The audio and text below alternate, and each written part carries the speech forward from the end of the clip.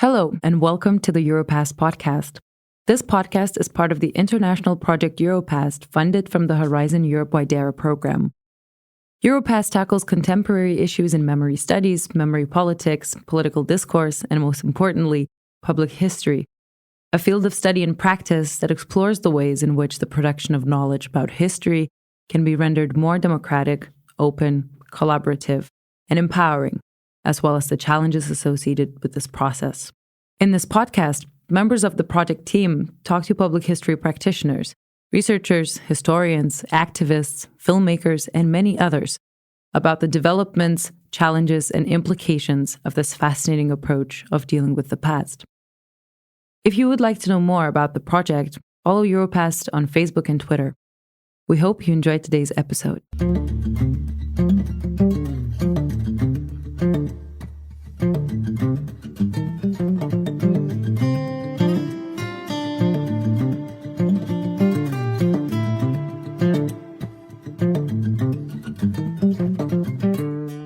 Hello, welcome to another episode of Europast. My name is Violeta Davoliūtė. I'm a professor at Vilnius University, Institute of International Relations and Political Science, and leader of the Europast project. Today we will talk about the issue that is critical to nations all over the world, from Lithuania to the US, from India to Peru and beyond: political populism and the misuse of history. These two topics have become synonymous. And today we have an abundance of cases for study and comparison, ranging from non-democratic states like Russia to mature democracies like the United States, with several in-between cases like Hungary and maybe even Poland. To help us plow through these difficult issues, we have two wonderful scholars with us today. And I will start with Jan Kubik, who is a professor of political science at Rutgers University and is a leading authority on the politics of memory. He has published on this topic extensively and more recently has focused on political populism. Welcome. Thank you for having me. And my co-host today is Dovilė Budrytė, a professor at Gwinnett College who has written extensively on the intersection of memory, trauma, and international relations. Dovilė is also a political scientist and the editor-in-chief of Lituanus, the leading American journal on Lithuanian culture, history, and politics. Welcome, Dovilė. Thank you so much. Looking forward to it. So, Professor Kubik, let's start with this famous book, 20 Years After Communism, The Politics of Memory and Commemoration, which you published over 10 years ago in 2014, yes. Right? And you co-authored it with Michael Bernhardt, who was with us several months ago. So this book introduced a famous typology of memory actors, mnemonic warriors, mnemonic pluralists, abnegators, and prospectives. So in light of recent developments, such as the rise of new populism, digital media's role in shaping collective memory, and the intensified wars in our region, memory wars in our region, does this typology still stand? What new categories or dynamics might need to be incorporated to capture today's memory politics? A bit of reflection, please. I believe that this is still pretty valid and useful. We have tried to develop it a little bit more, but I am not sure how to create additional categories. The main conflict is between warriors and pluralists, and that's the kind of a central cleavage in memory politics in many countries. And the key issue is that right-wing populists are warriors of a specific kind. And the issue that I'm now trying to work on a little bit is the more granular set of distinctions between warriors and pluralists. For our listeners who are not so well familiar with your work, could you describe briefly what these categories are? Yes. So the idea occurred to us when Michael and I, who our main area of specialty in terms of countries is Poland, and we were having a meeting and talking about what happened at the 20th anniversary of the fall of communism in Poland, which was a very bizarre affair. Namely, there were several celebrations. Different members of different parties celebrated separately, the president separately, the prime minister separately. And so the question was, what is going on here? Why is this happening? And by then, I've done already some work on the politics of memory. Michael, of course, worked on civil society and regime change. And we realized that some actors in the field of memory and commemoration are very extreme in the sense that they commit to a single version or vision of history of the nation's past, assert that that's the only valid version, and avoid or reject any possibility of discussion. So the key thing is they assume there is the right, true version of history, and that's the one we have, and all the others are wrong, and moreover, they are dangerous for the shape of the country, of the polity, and so on. Pluralists, by contrast, say, we understand that there are other versions. We understand that we may, in the spirit of true democratic pluralism and moderation, we need to engage with each other, hence there are pluralists. And in a discussion, hopefully, at least two things will happen. Number one, we will establish something that we call mnemonic fundamentals, something that we share.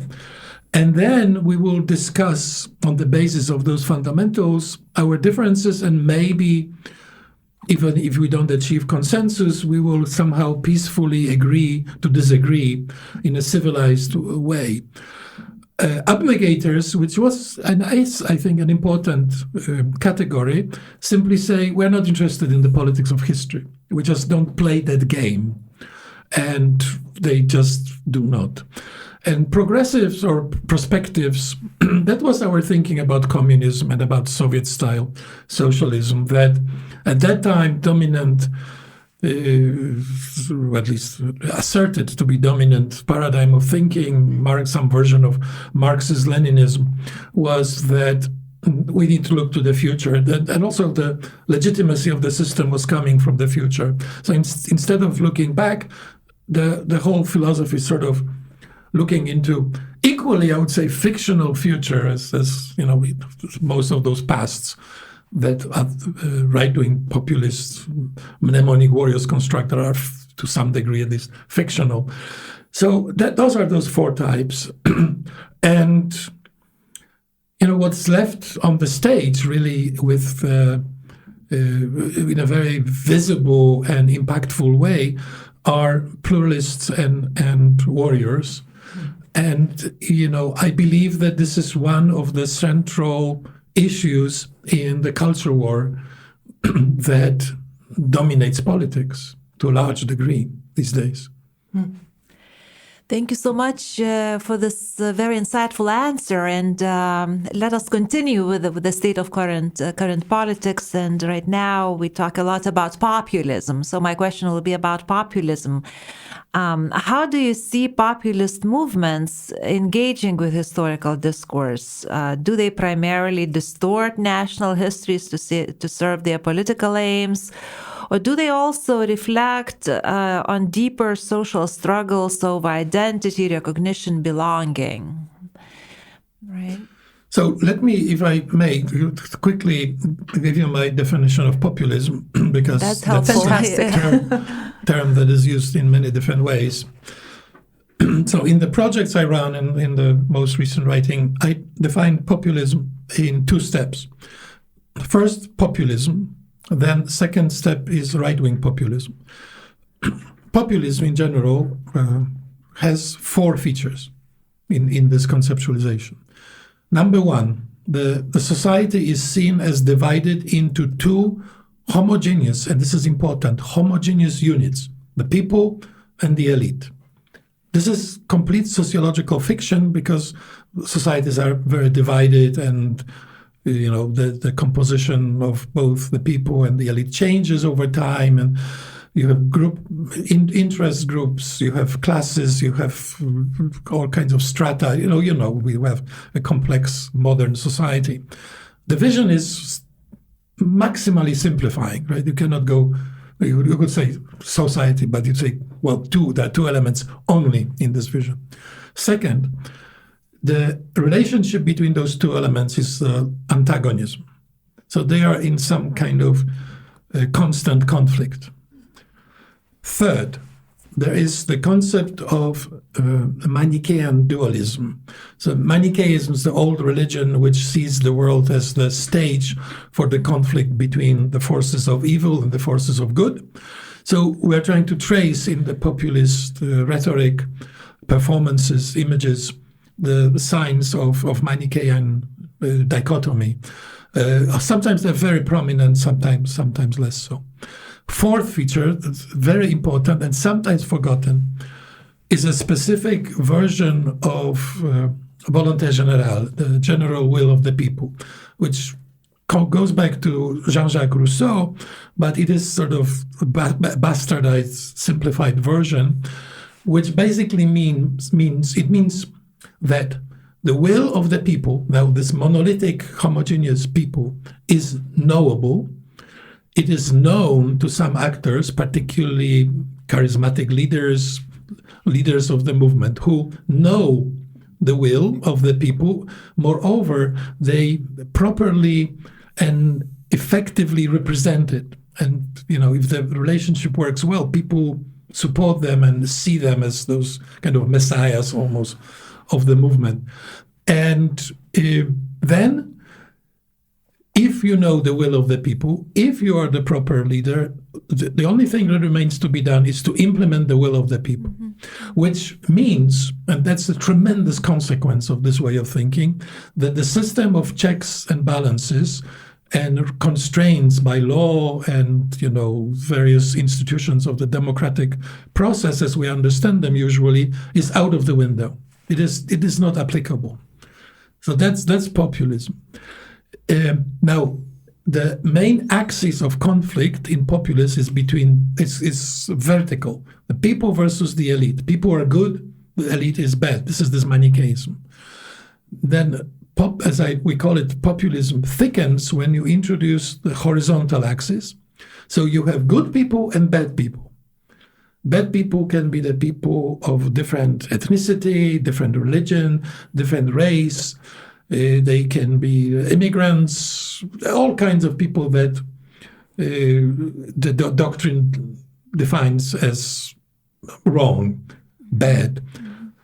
So that's the picture. That's the kind of basic model of this ideology.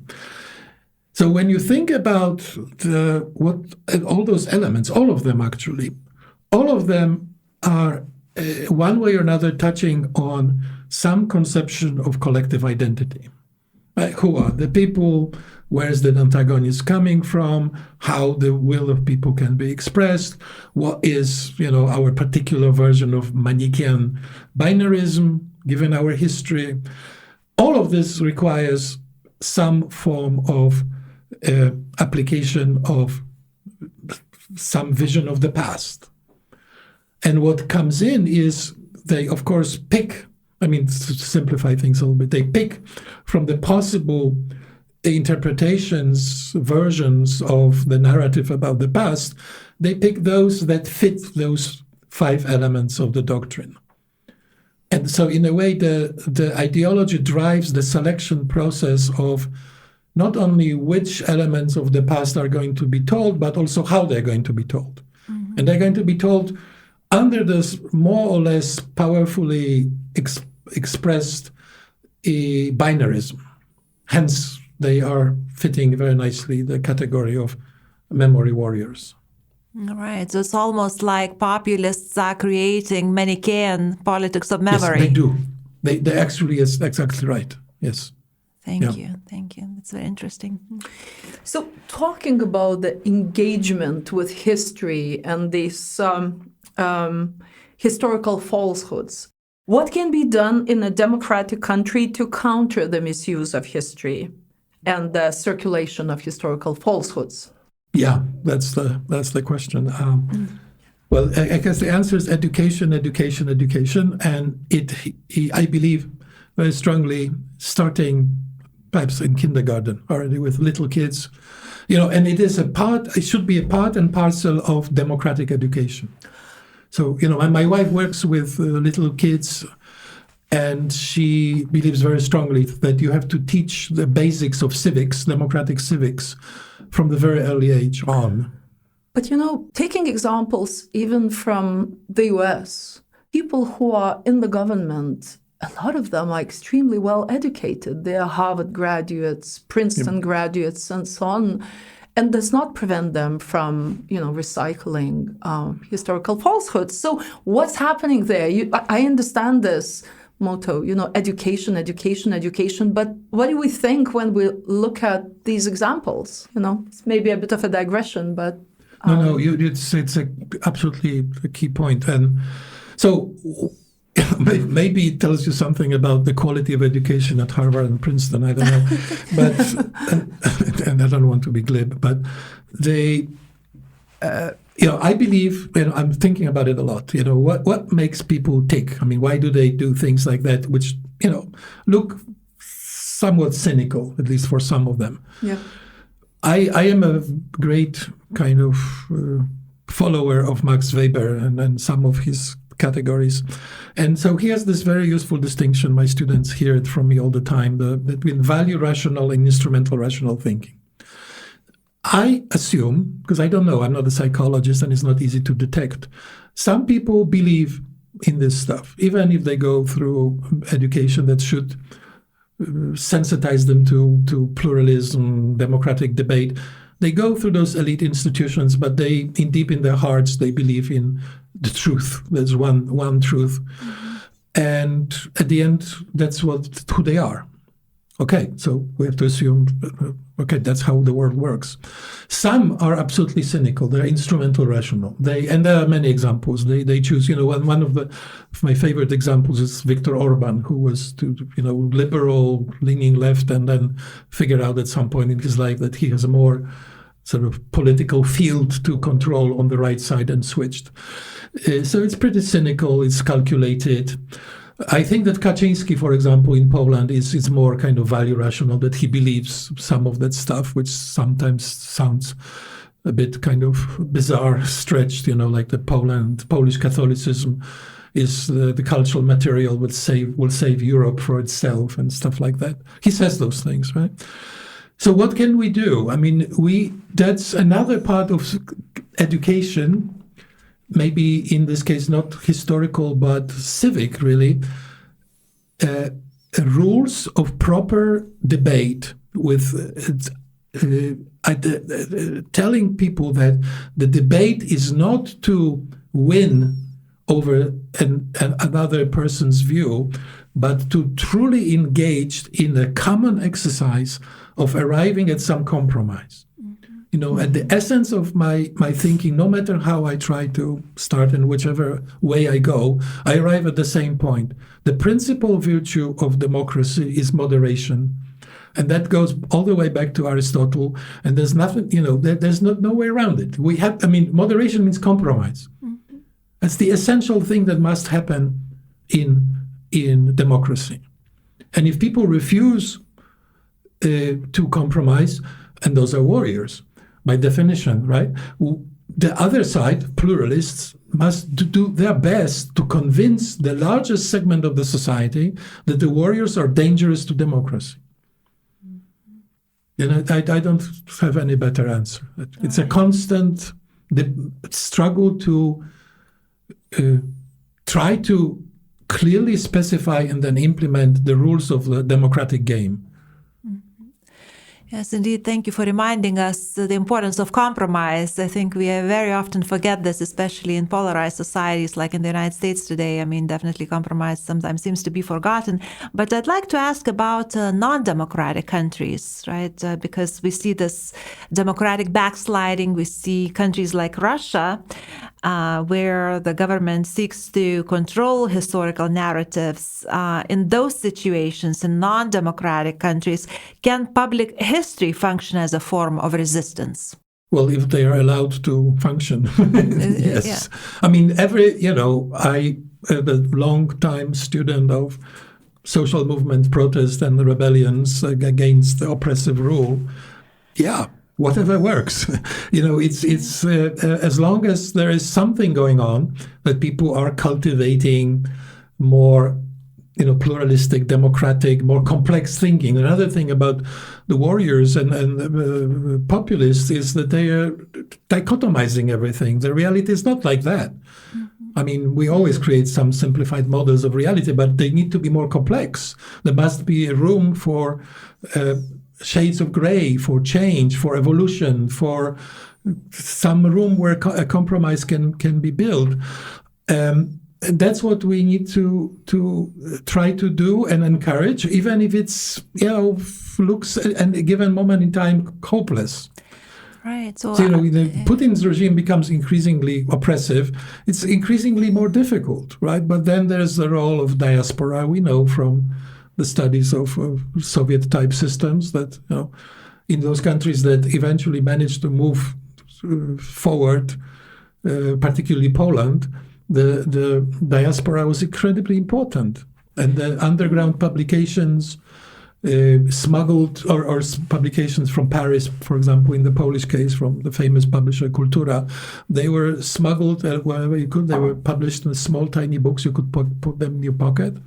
At the border, they wanted to take them away, but you tried to survive that, and that's how it worked. That's definitely true about the Lithuanian case. I think we can tell similar stories. But just going back to this question about non-democratic societies and I guess public history, from what I hear you saying is that perhaps public history could be this way to try to break down these Manichaean memory politics, right? Try to, if there are pluralist public historians, right? Because I have a darker view of some public historians who are also warriors. Can you give examples? Can you give some examples? So you mean to name names? Not necessarily, but just which context are you talking about? The U.S. or Poland? Or? Any context you ask me. I mean, recently I was looking at a lot at Poland, but the United States. Some people who give public lectures, who are historians, or people who write textbooks.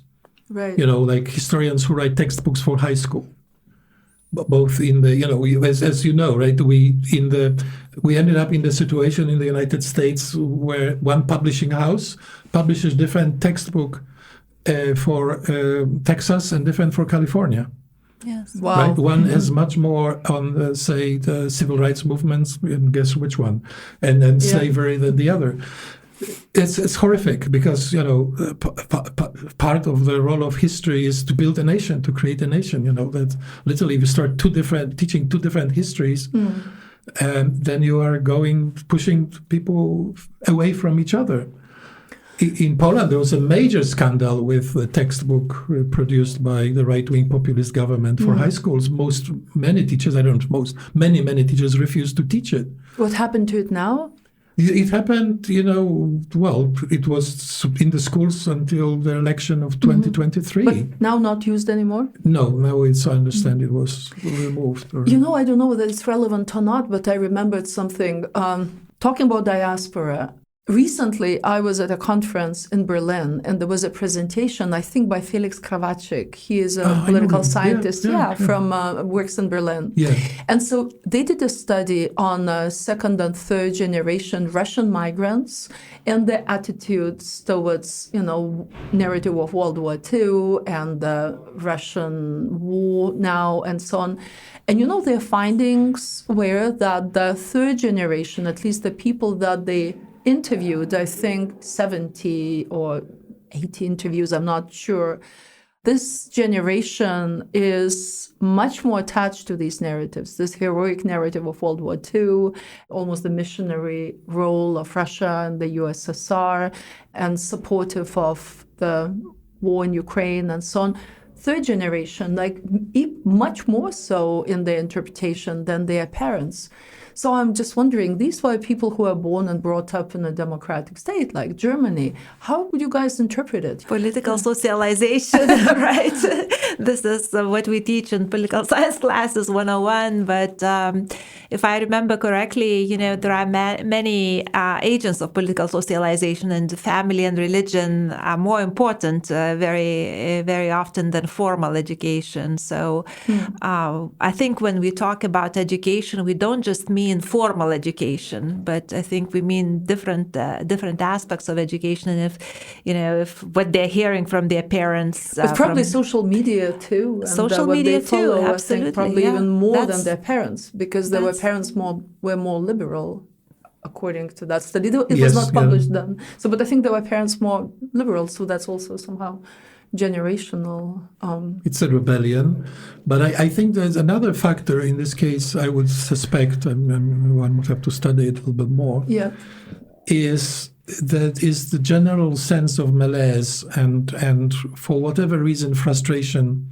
I can imagine that Russian youth may feel still not, it may be, third generation can be manufactured to some degree in some sense, but they may feel still out of place. This is not their place. And then the pervasive crisis of liberal democracy, for complex reasons, we can talk about it, is there. And then one of the projects I was running out of London was called Fatigue, right? And there's this kind of democratic fatigue and impatience with the democratic procedures that can be very tedious, slow, and the world is accelerating. They want quick, simple answers. There is, I believe, as an anthropologist, there is a natural tendency to think in binary terms. It's easy and quick. So that's a heuristic, very useful one, right? Oh, this is this is that. I don't need to think about things anymore. So if you put it all together, I'm not surprised at all, because this phenomenon of young, particularly males, moving in the direction of more radical right-wing binary way of thinking is pretty clear across the board around the world.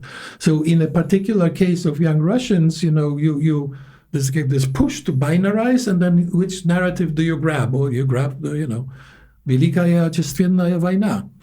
And that's what, gave us glory. And then whatever you listen to Putin, who is almost beginning to resurrect Stalin's positive memory. Here you go. It's witch's brew, kind of very scary stuff. Because, that is, of course, for those of us who study those things, you're beginning to think about the 30s. It's almost like new religion. This whole war rhetoric, war narrative. And I keep thinking also not just about Russia, but about the United States, how similar narratives about, how the country has to be strong, how it has to be winning wars. It's a very powerful, can be a very powerful narrative for the right wing. It is, yes. Yeah. But the nuance is disappearing. Nuanced thinking, right? Right. So let's go back, hopefully, to democratic countries. And when it comes to democratic countries, what would you say would be the primary agenda for public history? Does it lie primarily in reclaiming marginalized voices and counter-narratives? For example, African-American public history in the United States has played that role for a long time. Or would the primary agenda for public history lie in methodological reshaping of how communities engage with the past in the public sphere? Well, the first thing, it's really my kind of article of faith that everything that contributes to diversification and complication of stories, up to a reasonable limit perhaps, and i.e. promotion of pluralism is extremely beneficial for people's minds to understand that things are a little bit more complicated than we tend to think in those binary schemes. That's for sure. So yes, marginal voices, new ways of looking at neglected categories of people, women, slaves, minorities, LGBTQ people, and so on, and telling their stories as the best we can, which is, of course, another complex thing, how to tell the story of anything. Methodologically,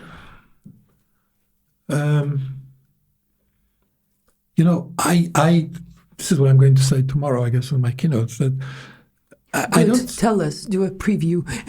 No. No, I can, yes. No, I think that, so this point, that the methodology of history and the methodology of public history in terms of writing history should be the same. Generally, I mean, you can kind of relax maybe some technicalities of the language and so on, but it should be an attempt to preserve that complexity. And, my main thing is that the public historian is stretched between two competing principles. One is to do the best history you can. In the old language, it will be to really devote yourself to finding the truth, which we now know is not possible. But, the best approximation or serious study, complex, paying attention to what's happening in the field of history writing around you, all those professional requirements. And on the other hand, it is, someone who is caught in the power struggle, either for good or bad. Either we like them when they're liberal, or we don't like them when not liberal, but it is a power struggle.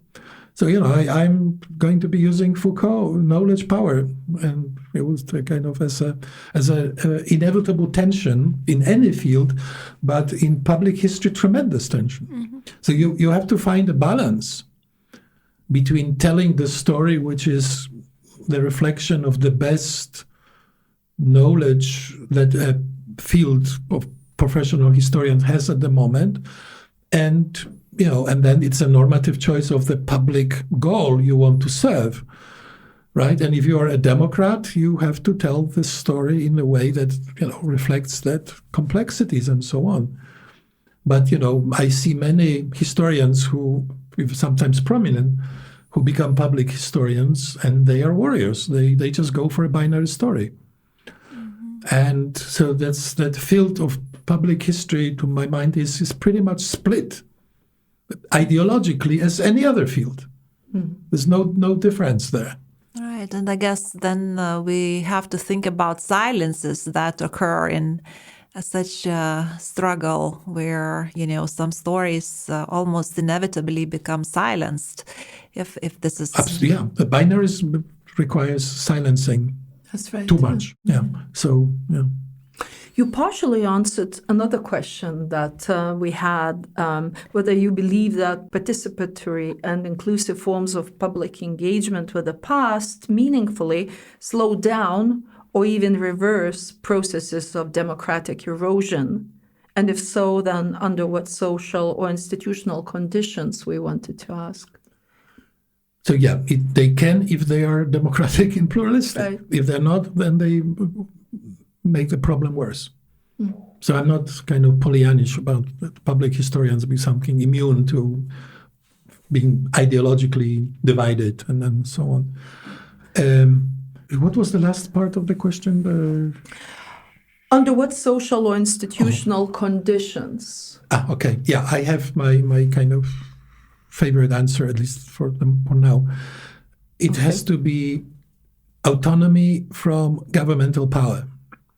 The democracy requires what I called functional differentiation of the public sphere, meaning various professions, groups should be self-governing and autonomous as much as possible, at the same time ready to collaborate with other autonomous and self-governing entities. This is what right-wing populists immediately attack. The diversity of the public sphere, the diversity of civil society, and they try to centralize. They are centralizers, right? Trump is a perfect example of, he tries to now run everything from the White House, which is incredibly dangerous for American democracy. So the precondition is, association of public historians, self-governing. For good or bad, they may become warriors. Then, the only really serious democratic solution is that other people will create another association, which will be pluralist, and let them compete. I mean, that would be the democratic way. I mean, it sounds somewhat idealistic, but otherwise we are entering the territory of sort of mutual destruction. Right. So back to, I guess, the importance of civil society that we talked so much about, I mean, in Lithuania too, in like early 90s, and when democracy was consolidating, and now we are talking about this importance not just in the so-called emerging democracies, but even countries like the United States, where it's clear that, you know, that there's a real danger, I think. Yeah. Would you like to ask some follow-up questions?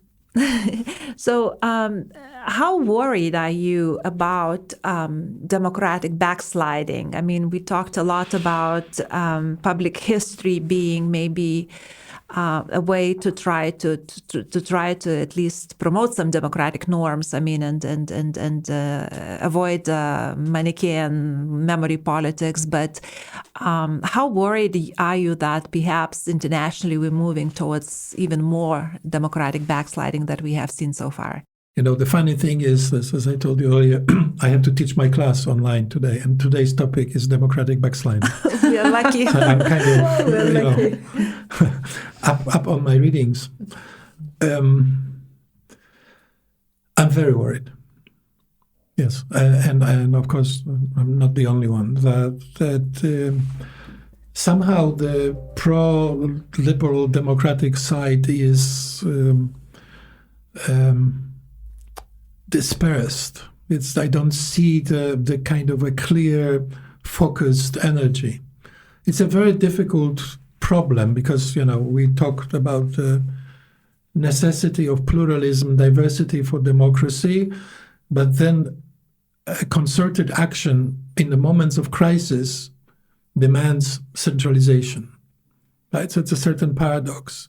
It's a difficult thing because once people centralize, then it may be difficult to decentralize again. But the true Democrats should act like that. There's, you know, like as the Bible teaches, there's a time for everything. So there's time for getting together, removing the differences and focusing in a clear way on the goal, which is resist something that, you know, increasingly people begin to see as fascization of politics, right, in several countries, or certainly a strong move to the far right. So public history here has the role, like many other areas, to join in and as much as possible explain that a complex, nuanced thinking about our own common past is a hugely important weapon for the struggle for preserving democracy. Mm-hmm. That's you know, it sounds very simple, but you know, you have to avoid situations where the binarist warriors win. You know, yesterday, to my horror, I read my students sent me an article from The Guardian. And my colleague, I don't know, a younger colleague, a historian at Rutgers, at my very good department of history, resigned or is moving to Europe because he was denounced as someone who creates dangerous environment at the university because he's anti-fascist.